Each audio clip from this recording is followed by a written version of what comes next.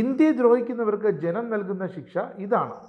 അനാവശ്യമായ താരിഫ് കൊണ്ട് ദ്രോഹിച്ച് ഇന്ത്യയിലെ കർഷകരുടെയും വ്യവസായികളുടെയും ശാപമേറ്റുവാങ്ങിയ അമേരിക്കൻ പ്രസിഡന്റ് സാക്ഷാൽ ഡൊണാൾഡ് ട്രംപ് ഇതാ US ചരിത്രത്തിലെ ഏറ്റവും മോശം പ്രസിഡന്റായി മുദ്ര കുത്തപ്പെട്ടിരിക്കുന്നു.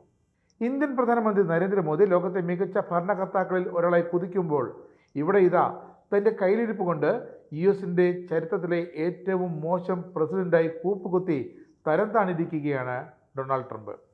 അതിനും അമേരിക്കക്കാർ സർവേ നടത്തി തീരുമാനമെടുക്കേണ്ട ഗതികേടിലുമായി. നരേന്ദ്രമോദി നേരത്തെ പറഞ്ഞ പ്രകാരം ഇന്ത്യയെ ദ്രോഹിച്ചാൽ പണി അപ്പോൾ കിട്ടിയിരിക്കും. അതുതന്നെ ട്രംപിന് കിട്ടുകയും ചെയ്തു.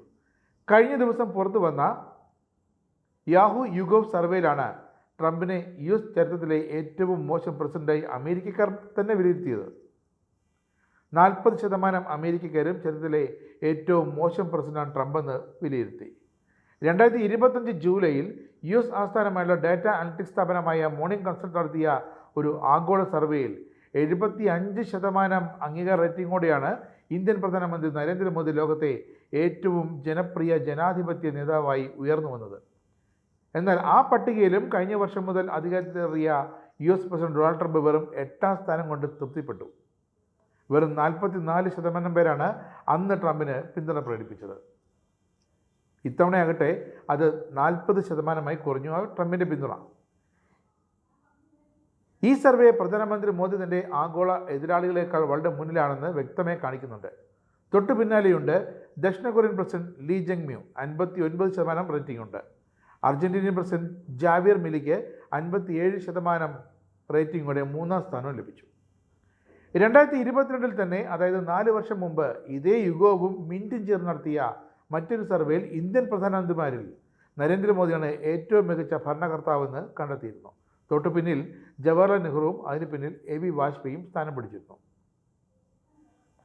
4 കൊല്ലം മുമ്പത്തെ ഇതേ സർവേ ഫലത്തേക്കാൾ മികച്ച രീതിയിൽ രാജ്യത്തെ മുന്നോട്ട് കൊണ്ടുപോകുകയാണ് നരേന്ദ്രമോദി.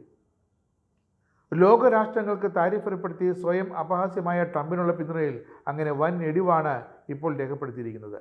ട്രംപിൻ്റെ നയങ്ങൾക്കൊപ്പം കുടിയേറ്റക്കാർക്കെതിരെ US പ്രസിഡന്റ് സ്വീകരിച്ച നടപടികളും അദ്ദേഹത്തിൻ്റെ ജനപ്രീതി ഇടിയുന്നതിലേക്ക് നയിച്ചിട്ടുണ്ട്. ഒരു ഭരണാധികാരി എങ്ങനെ ആകരുത് എന്നതിൻ്റെ വ്യക്തമായ തെളിവും ഉദാഹരണവുമാണ് ഇപ്പോൾ ഡൊണാൾഡ് ട്രംപ്. അമേരിക്കയ്ക്ക് മാത്രമല്ല, ലോകത്തിന് മൊത്തത്തിൽ. 12% അമേരിക്കക്കാർ മാത്രമാണ് ഈ വേളയിൽ ട്രംപിനെ മികച്ച പ്രസിഡന്റായി വിലയിരുത്തിയത്.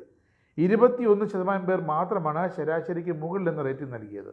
എന്തായാലും 2026 പകുതിയോടെ നടക്കാൻ പോകുന്ന മിഡ് ടൈം ഇലക്ഷനുകളിൽ മറ്റ് അമേരിക്കൻ സംസ്ഥാനങ്ങളിൽ ഈ ട്രംപിൻ്റെ ജനപ്രീതി ഇടിഞ്ഞത് വിനയാകുമോ എന്ന ഭയത്താലാണ് ട്രംപിൻ്റെ പാർട്ടിയായ റിപ്പബ്ലിക്കൻ പാർട്ടി.